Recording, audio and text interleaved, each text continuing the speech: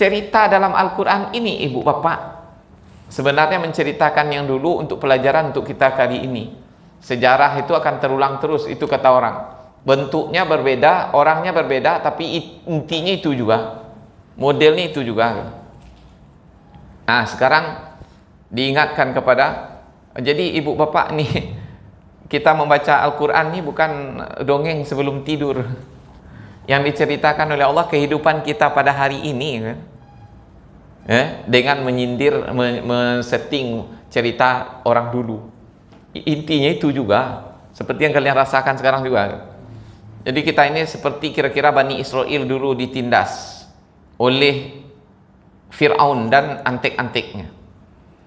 Oleh karena itu apa kata Allah? Pada akhirnya kan Nabi Musa membawa Bani Israel keluar dari negeri Mesir menuju Palestina. Kemudian di tengah jalan terdesak. Kemudian disuruh oleh Allah, pukulkan tongkatmu ke laut. Terjadi 12 jalan. Ibu bapak, bukan satu jalan. Ini jalan, kemudian ini air. Kataudil azim, seperti gunung yang besar. Jadi akuarium, masya Allah, besar. Nampak ikan paus. Kemudian di situ jalan lagi. Kemudian begitu, 12 jalannya. Supaya tidak rebut-rebutan. Karena Bani Israel terdiri dari 12 suku. Ibu, bapak mungkin tidak berpikir sekali-sekali? Wa idh faraqna bikumul bahra fa anjaynakum wa aghraqna ala fir'auna wa antum tanzurun. Dan ingatlah ketika kami belahkan untukmu laut, lalu kami selamatkan kalian wahai Bani Israel, dan kami tenggelamkan Fir'aun dan kamu menyaksikan dengan mata kepala sendiri. Nabi Musa kabur dengan Bani Israel, disusul oleh Fir'aun dan tentaranya. Ibu bapak masuk akal enggak? Ada musuh datang ke Indonesia ini, yang langsung memimpin pengejarannya adalah Prabowo. Masuk akal enggak? Nggak mungkin lah kan? Masa Prabowo langsung memimpin? Itu Panglima ABRI, Angkatan Laut, Angkatan Udara, Angkatan Darat. Itulah kan. Ini enggak, Prabowo langsung mengejarnya. Ini Fir'aun. Dia langsung yang mengejarnya Nabi Musa dan Bani Israel. Kan ada tentaranya Haman, pimpinannya. Kenapa dia langsung yang bekerja? Padahal untuk yang lain-lain kata, ya Haman ibni li sarhan. Wahai Haman, bikinkan untukku gedung pencakar langit. La'alli attadi'u ila ilahi Musa. Supaya aku bisa melihat Tuhannya Musa itu. Wa inni la'azunnuhu kaziba. Aku mengira dia pembohong. Tidak ikut serta pula Fir'aun membuat istana tinggi itu. Yang lucunya Fir'aun ini mengaku dia yang menciptakan segala sesuatu. Untuk membuat piramid, dia suruh orang lain. Astagfirullah. Terus apa yang terjadi ibu bapak? Kok Fir'aun betul yang mengejar? Terbayang nggak sama ibu bapak? Ya, kan itu kehendak Allah. Tapi kenapa kok Fir'aun itu sendiri mau dia keluar? Apa yang mendorong dia mau keluar, dia sendiri yang mengejar? Jadi begini ibu bapak, Fir'aun itu kan sayang sekali kepada Nabi Musa, anak angkatnya.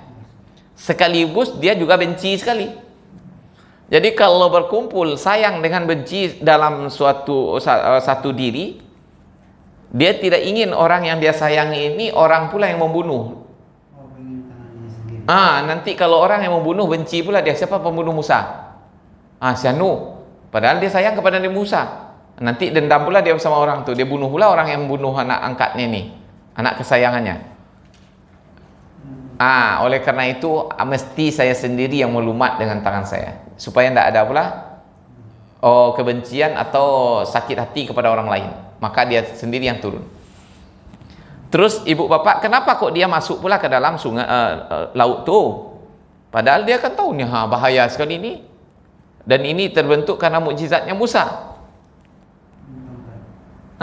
Karena dia pukulkan tongkat itu jadi laut, jalan di tengah laut. Kenapa kok dia nekat pula mengejarnya dengan tentara-tentaranya? Tidak bahaya nanti di tengah-tengah nanti menyambung air lautnya. Kan terpikirlah begitu. Begini ibu bapak, sebelumnya Fir'aun ini sudah menghadapi banyak bahaya. Fa arsalna alaihimut tufana wal jarada wal kumala wad dafadiya wad dama, ayati mufassalat. Ada 5 bahaya. 5 bahaya itu apa? Itu mukjizat yang diturunkan oleh Allah untuk Nabi Musa. Karena Fir'aun tidak mau juga beriman dengan antek-antek ada rakyatnya itu, diutus oleh Allah fa arsalna alaihimut tufan, topan, angin topan, hancur pertanian Mesir. Angin badai, topan begitu. Kemudian datanglah kepada Nabi Musa Fir'aun, "Ya Musa, tolonglah doakan kepada Tuhanmu supaya diangkat azab ni. Kalau engkau berhasil, aku berjanji akan menjadi pengikutmu. Aku beriman." Didoakanlah oleh Nabi Musa, diangkat azab tu. Tak ada dia beriman. Awalnya baik. Kemudian dia ansur-ansurnya lebih jahat lagi dari sebelumnya. Kemudian diutus oleh Allah tufan wal jarad, dipenuhi negeri Mesir itu dengan jarad. Itu apa? Belalang. Di mana-mana banyak belalang. Ibu bapak, saya menyaksikan sendiri belalang Mesir itu tahun 2004 di bulan September, Oktober, ingat saya itu ada transmigrasi perpindahan belalang dari Yaman ke Aljazair, lewat di Mesir. Pas di atas rumah saya dia lewat. Itu saking banyaknya belalang, ibu bapak, sampai menghitam langit bikinnya. Jutaan banyaknya belalang hijrah pindah begitu, terbang, bunyinya. Belalangnya tidak seperti yang ibu bapak bayangkan. Kadang-kadang tenju kok. Badang itu dia sanggup terbang 400 kilo tanpa berhenti. Tapi saya saksikan sekali itu saja, bro. Kemudian pas pula dia di mana dia lapar, dia turun di situ. Ada yang mau dimakan, itu jangankan sayur-sayuran, kol yang bulat itu ibu bapak habis sama dia dimakannya. Dia padahal sejenak saja, daun korma sekeras itu habis sama dia. Dia lewat itu. Dan banyak juga yang mati-mati, yang jatuh-jatuh gitu kan. Saya lihat tuh besar-besarnya. Kalau belalang itu kan halal dimakan tuh. Tapi jijik kita lihat besarnya gitu. Kemudian datang pula lah kepada Nabi Musa, "Musa, tolonglah doakan kepada Tuhanmu supaya diangkat azab nih." Didoakan lagi oleh Nabi Musa. Begitulah seterusnya. Kemudian balik lagi. Jarad wal kummal, dipenuhi oleh kepinding. Ibu tahu kepinding kan? Wah, di mana-mana banyak kepinding. Sampai hari ini di Mesir itu banyak kepinding. Di rumah kos saya dulu banyak kepinding. Itu kalau musim panas itu kewalahan kita. Wa'ala caro ya. Bangkak-bangkak di kepinding. Kemudian datang pula kepada Musa, "Ya Musa, lah sengsara kami itu akanlah, kalau ini sekali kau ini terakhir. Betul-betul nanti." Dia doakan oleh Nabi Musa, "Ya santiang sihirang ya Musa." Dikatakannya sihir. Wal jarad wal kumala wad dafadiya. Kemudian katak lagi. Di mana-mana banyak katak. Saya juga heran, Mesir itu ibu bapak dia kering kan. Tapi kalau sudah hujan, hari sekali saja hujan, banyak bunyi katak, tangkung, entah di mana dia.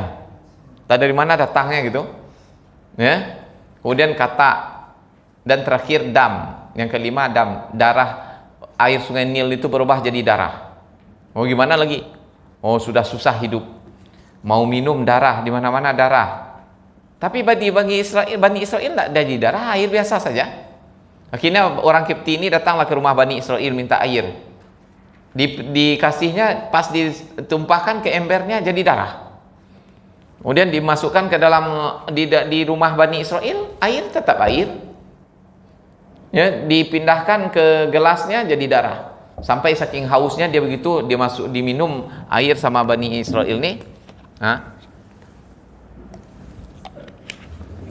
Kemudian ditumpahkan ke mulutnya, ke mulut orang Mesir, Kipti. Pas sampai di mulutnya jadi darah. Azab Allah. Datanglah Fir'aun kepada Musa lagi, "Ya Musa, tolonglah doakan lah sengsara kami." Sudah kelima itu barulah Nabi Musa mengajak Bani Israel keluar lagi. Ibu, bapak, umpamanya kalau ada orang jahat kepada kita, Kemudian orang ni dalam keadaan kesulitan. Mau nolong. Pertama mungkin ditolong. Terus yang kedua bakal ditolong juga. Ketiga, Nabi Musa sampai 9 kali. Ditolong juga baru. Makanya pas dia masuk ke dalam laut tu, pasti nanti kalau terjadi apa-apa, dia mau Musa juga sayang kamu. Ya memang Nabi Musa itu sayang kepada Firaun karena apa angkatnya. Ya, dia hargai Firaun. Maka berkali-kali dia doakan untuk balas jasa Firaun kepada dia begitu. Yakin sekali Firaun kalau terjadi apa-apa untuk ambo beko pasti diselamatkan Nabi Musa. Maka nekat dia masuk. Ternyata ini terakhir kali, tidak ada cerita lain. Tenggelam Firaun. Itu di hadapan Bani Israel. Lihatlah tuh di hadapan kalian. Kalian diselamatkan oleh Allah. Ditenggelamkan Firaun. Selamat kalian dari penjajahan selama ini. Oleh karena itu taatlah lagi kepada Allah. Apa yang terjadi ibu bapa? Baru saja dia selamat lewat ke dataran Saina, belum kering lagi telapak kakinya dari air laut. Itulah itu bahasanya. Kelihatan sama dia ada orang di situ penyembah berhala yang digelayutkan di pohon-pohon besar. Apa katanya kepada Nabi Musa? Ya Musa, ij'al lana ilahan kama lahum alihah. Musa, bikinkan untuk kami Tuhan-Tuhan seperti mereka punya Tuhan-Tuhan tu. Makanya baca Tuhan tu tak boleh berulang-ulang, sekali saja Tuhan. Kalau diulang-ulang jadi hantu jadi. Itu. Karena memang Tuhannya banyak. Apa kata Allah ini di dalam surat Al-A'raf diceritakan, innahum qaumun mutabbarun. Kalian ini betul-betul blow on. Bertahun-tahun, puluhan tahun kalian terjajah, disiksa oleh Firaun. Kemudian sudah diselamatkan oleh Allah ke sini, baru saja kalian lihat dengan mata kepala kalian tenggelam Firaun dengan para bala tentaranya. Tuhan berbentuk patung pula yang kalian minta. Kamu mau tak kalian gak? Itu elok-elok gak sebentar. Elok-elok lah Bani Israel gak sebentar. Itulah ibu bapak. Nih Allah ingatkan, nih nikmat pertama kepada kalian. Kalian diselamatkan dari penjajahan Firaun. Oleh karena itu taatlah kepada Allah lagi. Sayangnya ibu bapak, manusia ini kebanyakan ketika diberi oleh Allah nikmat yang banyak dia lupa diri. Diberi oleh Allah kelebihan, main keingkek perangai. Begitulah Firaun, Bani Israel ni.